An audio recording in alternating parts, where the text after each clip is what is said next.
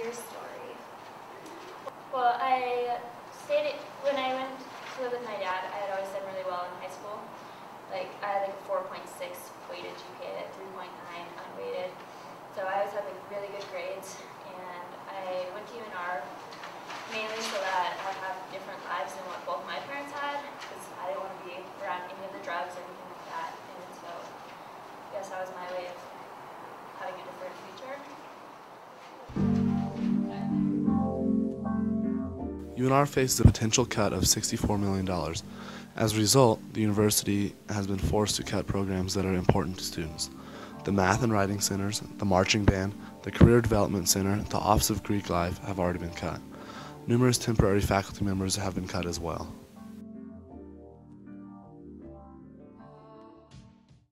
Hey, I'm Jay Bovell. I'm a freshman.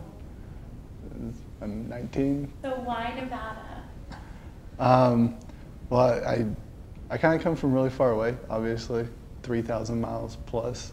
I come from Tennessee, and I really just kind of wanted someplace different and new for college, because it's like, I don't know, I've never moved ever in my life, so I lived in the same house for 18 years, and I've always wanted to, like, I don't know, experience someplace new, and Nevada's kind of the polar opposite of the Southeast, like 100%.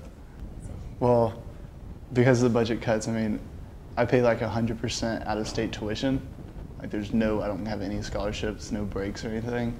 So with the budget cuts, like, I mean, you raise the tuition even 100%, and I'm paying $40,000 almost. And there's private schools like Duke University. I mean, I can go to Harvard for almost that much money. So I might as well I'm actually looking at transferring back, because it's not, with the cost of tuition to the downgrading of the education, it's not worth my money anymore. Like, it doesn't equal out, especially because there's a lot more affordable schools in the state of Tennessee with pretty top-notch engineering programs. Are you going to move back to Tennessee for sure next year? Yeah, that's what it's looking like. Because of this, or because you just... No, yeah, because of the budget cuts. Because it's not economical for me to go here anymore.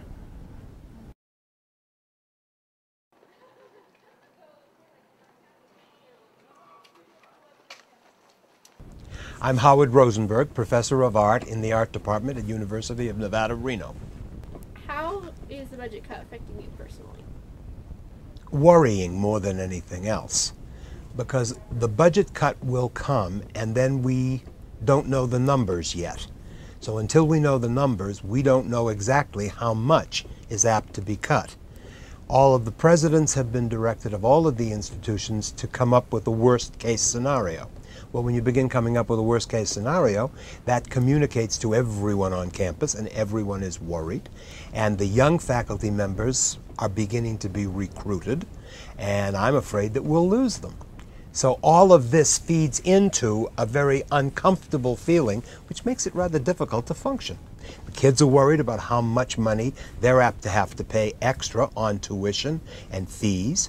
All of this is it's just not good, especially when we're coming up on midterms and they're supposed to be studying so that they can get A's. How will your department be affected by the budget cut? We don't know, because we don't know how much of a budget cut there's going to be. See, that's what makes things so difficult.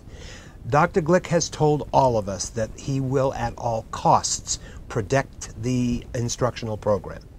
That means teachers, classrooms, and the instructional support that we need. By the same token, if the number that needs to be cut is as high as what the governor seems to be proposing, that means that the instructional program is going to be hurt, and hurt bad. And small programs will be closed. Well, which small programs will be closed? How does it affect each one of the kids that may be in the pipeline in a small program? What do we do, and how do we do it? Everybody is very, very concerned. The most important thing, I think, that everybody's got to recognize is we have been in situations like this before. This one is really rather dangerous.